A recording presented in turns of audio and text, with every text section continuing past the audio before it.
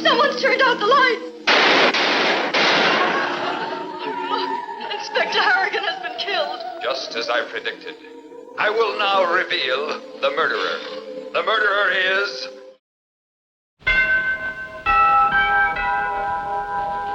I married Joan. Woo, woo. What a girl, what a world, what a light. Oh, I married Joan. What a mind, love is blind, what a wife. Joan Davis with Jim Backus in I married Joan.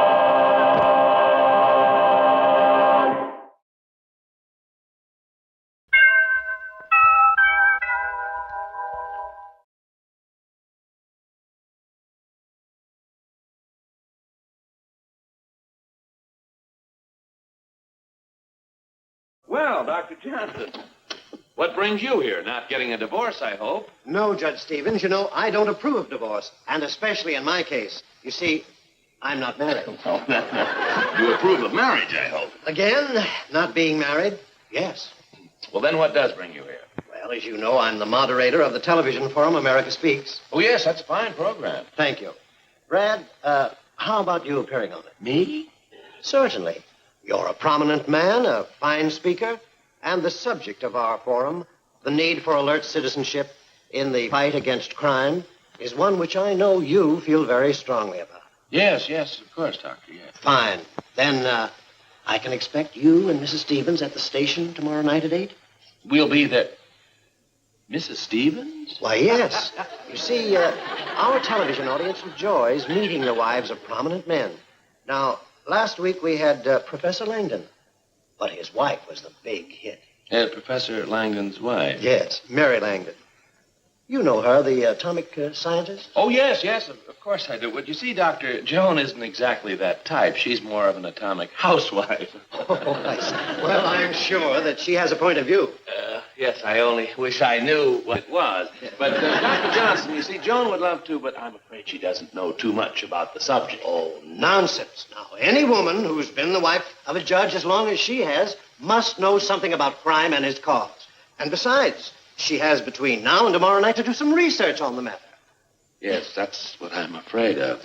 Well, I've gotten you all together because someone in this room murdered Amelia Bancroft. Stop looking at me like that, Inspector Harrigan. I didn't do it. Joni, will you turn that thing off so we can get some sleep? What makes you think I think you did it? I'm only doing it for you, dear. Well, I didn't. I'm not even mentioned in her will. Aha, then you did have a motive, revenge. Come on, I'm taking you downtown. No. Oh, yes. Look, Joni, I know you want to be a credit to me. I know that you want to make a good impression on the farm tomorrow night, and I appreciate it. But you're not going to learn a thing about crime from this program or a dozen other programs that you've listened to tonight. Now start talking, or I'm booking you in, lady. Look, the window. It's Twilight. Look, I've got a full calendar tomorrow. We have to be at the forum tomorrow night. Don't anybody move. We gotta get some sleep, honey. Yes, I am Mr. Twilight, the avenger of all crimes. And I am here to avenge the murder of Amelia Bancroft. Because I, and I alone, know the identity of the murderer. The lights. Someone's turned out the lights. Look, Inspector Harrigan has been killed. Just as I predicted. I will now reveal the murderer. The murderer is the same person who just killed Inspector Harrigan. Well, speak up, man. Don't mumble. Look, will you get that thing out of here? And that person is... Well, speak up. Who was it? Who killed Amelia? Who? Joni, dear, it's disconnected.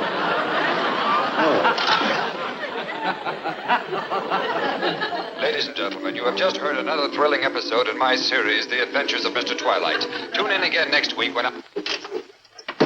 Darn it. Now I'll never know who killed Amelia Bancroft. Well, in another minute, believe me, I would have. Now, will you go to bed and get some sleep? Yes, sir. All right, honey. Gee. Good night, honey. Good night, lover.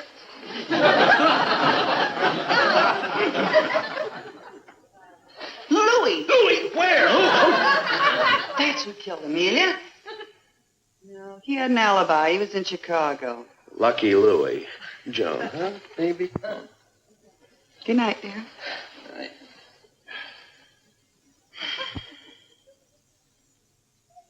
Rocky! Oh, Joan, honey, please. No, he didn't have a motive. Maybe he didn't have one, but I'm getting one. Good night, dear. Good night, lover. It could have been Inspector Harrigan. Inspector Harrigan was killed himself. Oh, he does have an alibi, doesn't he? Good night, dear. Good night.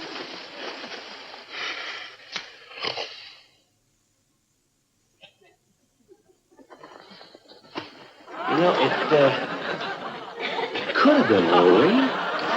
Oh, he was in Chicago at the time. How are you going to explain that? Yeah, but he could have taken the plane back. No, that was the night of the big storm. All the planes were grounded. Yeah, I know, but the train was met by the...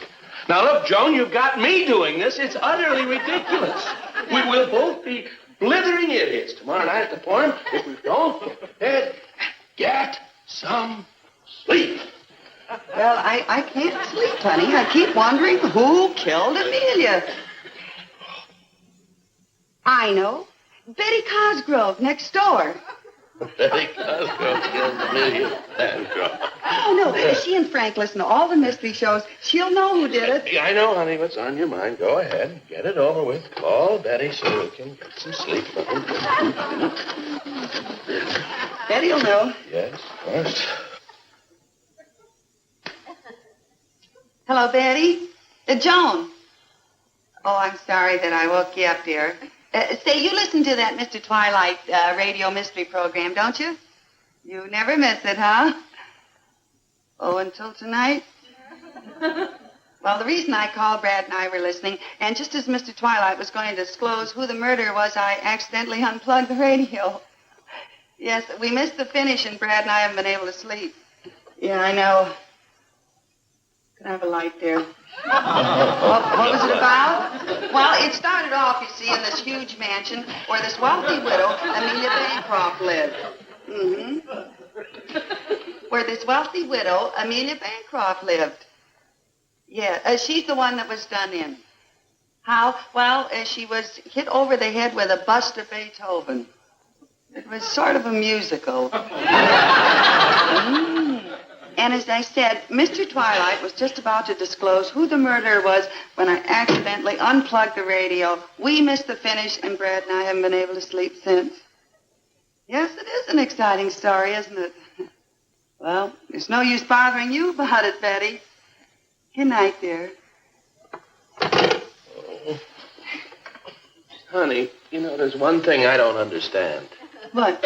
Mr. Twilight is a half-hour program. How come it took you an hour to tell it to Betty? Well, I couldn't help building it up a little. Yeah, did you have to tell her the commercials, too? Now, come on, let's go to sleep.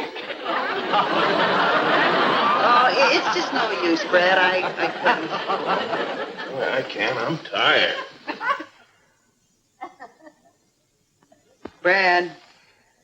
Hmm? If you were a policeman on night duty waiting for a crime, what would you do? I'd ask to be put on the day shift. No, seriously, what would you do? Play cards. What else? Listen to the radio. Yeah.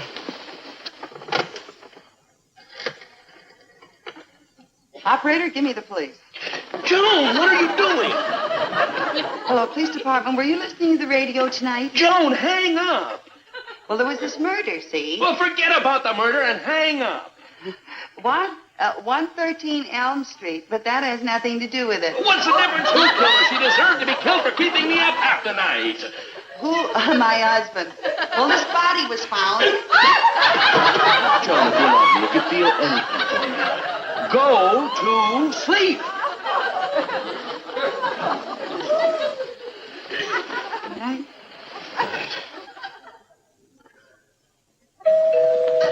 Oh, no. Oh, can't What? Oh, 3 o'clock in the morning. Oh, no. Who could it be? I don't know, dear. You must have company. Oh. It's awful. This time it's awful. Betty! Maybe it was Louis who killed Amelia Bancroft. Oh, you too. No, Louis had an alibi. Well, how about the chauffeur? Yeah, will you go to bed, Betty? Maybe it was... Yes, Betty. It could have been the nephew. He had a weak chin. Come on, let's go to bed. Honey, maybe if we reenacted the crime. No, I gotta get some sleep. Yes, listen. Now, you play Inspector Harrigan, and I'll be Amelia Bancroft. Let's see now. Inspector Harrigan was seated right here by a card table. He was playing claviage with the lawyer Osgood. Yeah, it's your deal, honey. And Miss Murgatroyd was at the open safe, and Amelia came gaily into the room. Anyone for water polo? Suddenly, the lights went out. A knife came flashing through the air. Ooh. Ooh. Oh! No. You be Amelia. I can figure it out better that way, I think, honey. Huh? Get right over here, dear. Yeah. Let's see now. Right here. Now, suddenly, the lights go on again.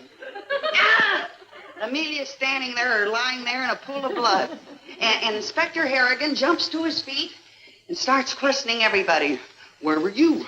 And where were you when the lights went out? Then the lights go out again. There's a knocking at the door. We got a report that a murder was committed in the...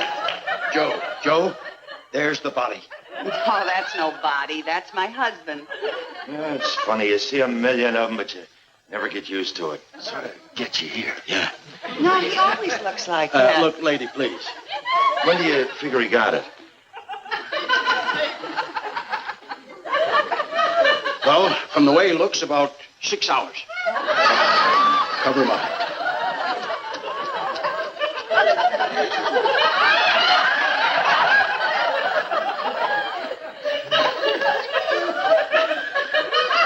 do we do now? Well, we just have to wait for the coroner. Well, he better hurry. He's got to go to work in the morning. Now, lady, what was his name? Amelia. Inspector Bradley I'm so confused. Brad, get up. Get up, honey. Get up, dear. Boy, that's what I call him.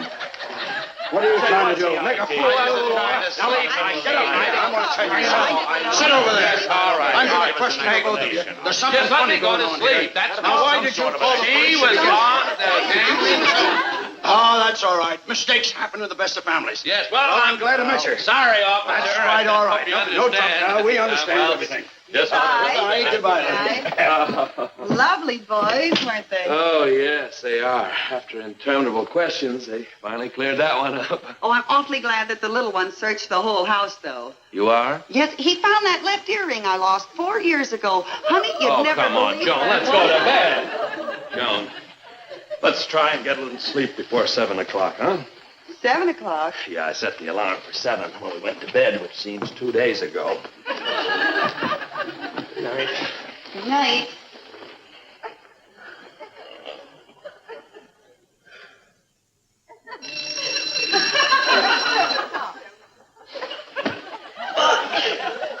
Isn't it wonderful what a couple of hours sleep can do for you? I feel great. Just great. Joan? Come on, lazy bones. Get up. Meet the new day. Joan, you only had 1 minute's sleep. Huh? Yeah, I haven't even been asleep yet. The alarm went off 1 minute after we got into bed. 1 minute sleep? I only had 1 minute. Uh-huh. Oh, Brad, why'd you tell me now? I'll never get through the day.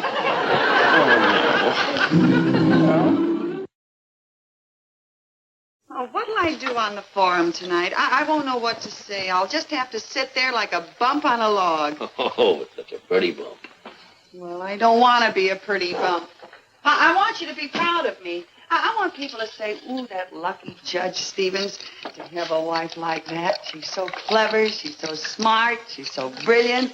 She's such a dope. You are not. I am so. You are not. I am so. You are not. I am so.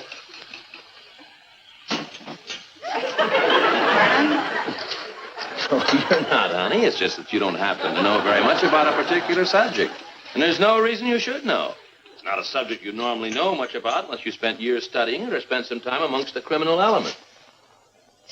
Spend time among them? Yeah, even then it's hard to find out how they think and feel because they don't talk very freely to outsiders.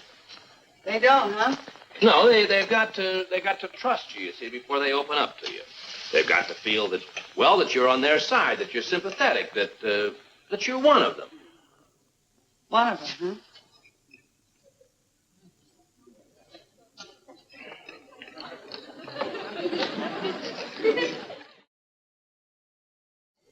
13 up in the right-hand corner. Okay, Tite. You're on. Ah, you missed. Hey, you go, Rocky.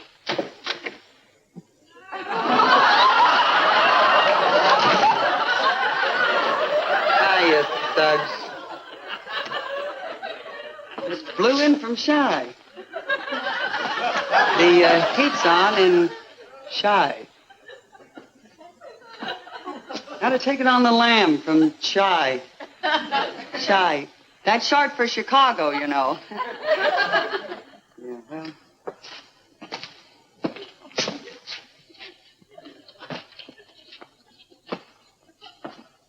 Hey. Pull any interesting papers lately? No dames allowed in the recreation hall. Recreation hall. Could have sworn this joint was a pool room. Oh, a wise dame, huh? All right, sister. Blow.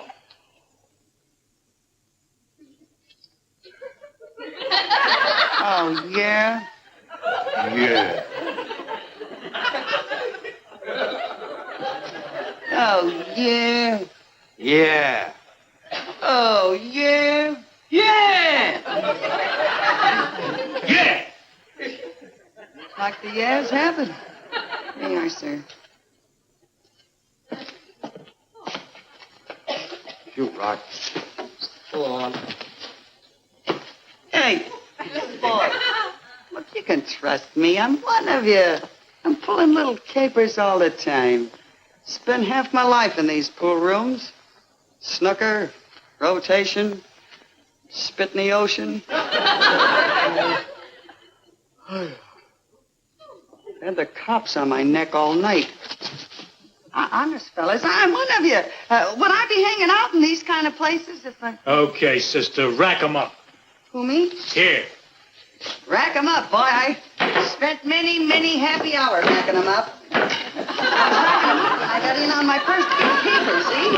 And that's how I became a member of Big Dutch's mob. I gotta tell you about that. Big Dutch comes up to me one day and he says, Babe, I want you to rub somebody down.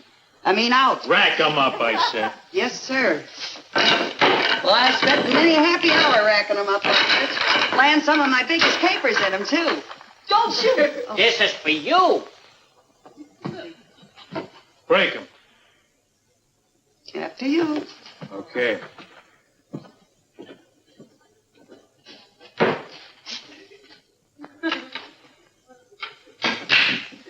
You missed. Your turn, babe.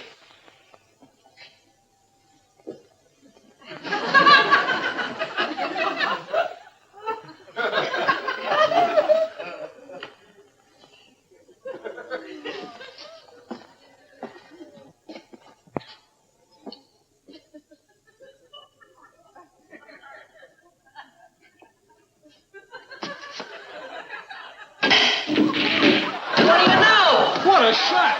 The mall's a ringer. Yeah. What I've been trying to tell you, boys, excuse me. I will now shoot the 11 ball in the side pocket with a 14-cushion bank in there. The hard way, of course.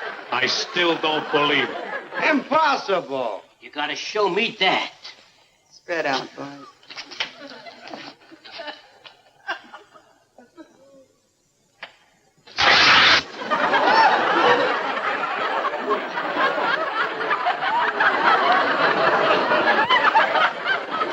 Walton. The cops!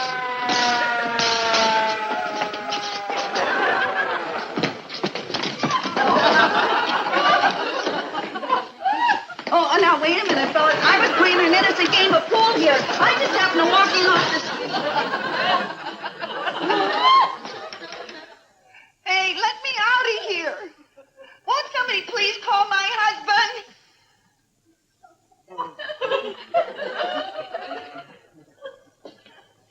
What are you in for, baby? Oh, this is murder. Murder!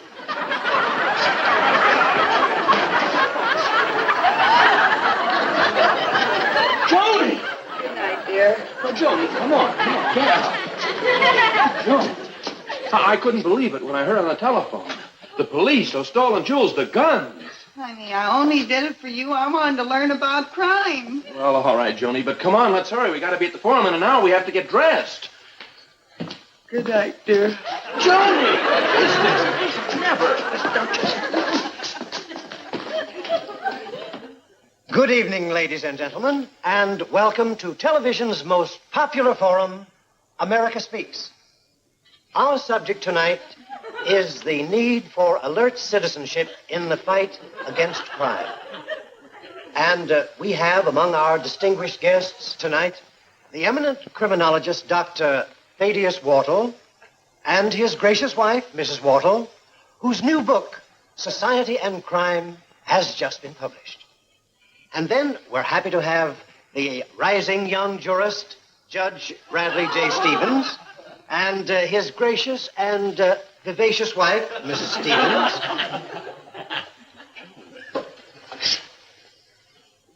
And now that you have met our panel for this evening, I would like to say how happy I am to have them. Because the subject tonight is one of sufficient importance to merit such a panel. Their experience in their respective fields can be of inestimable value in finding the solution to this far-reaching problem. Judge Stevens, in his judicial capacity, is well equipped to give us the practical side of the problem, whereas Dr. Whartle and Mrs. Whartle, of course, as educators, well, they can give us the psychological motives in connection with this crime. And we start our panel with Judge Stevens, who in his capacity as judge has seen this problem at first hand.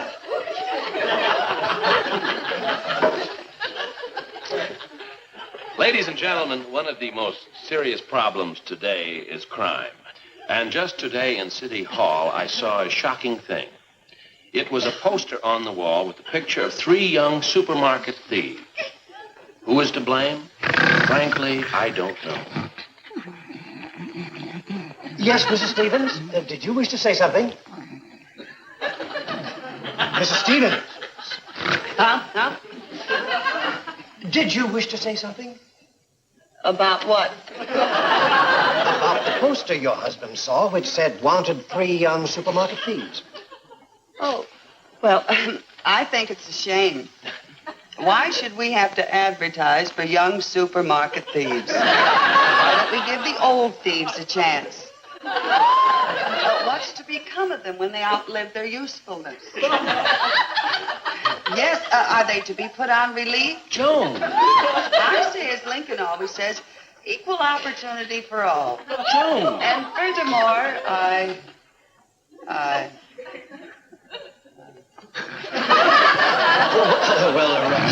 That is one point of view. Did you wish to say something, Dr. Wharton? Well, speaking for myself, and I know I'm also speaking for Mrs. Wharton as well, this is a subject that both she and I feel very strongly about. I think I can illustrate our attitude by telling you a little story. Now, some years ago, Mrs. Wharton and I... That is, I said that this is a small town in Pennsylvania. We had an experience. That is to say, it was quite a surprise. Indeed, it was very much of a surprise. According to the coroner, you made me at the forum. I'm sorry, dear. I didn't mean to. So it's either you or name the person. All right. I know you didn't mean it. Girl. The man who killed Ira Standish was...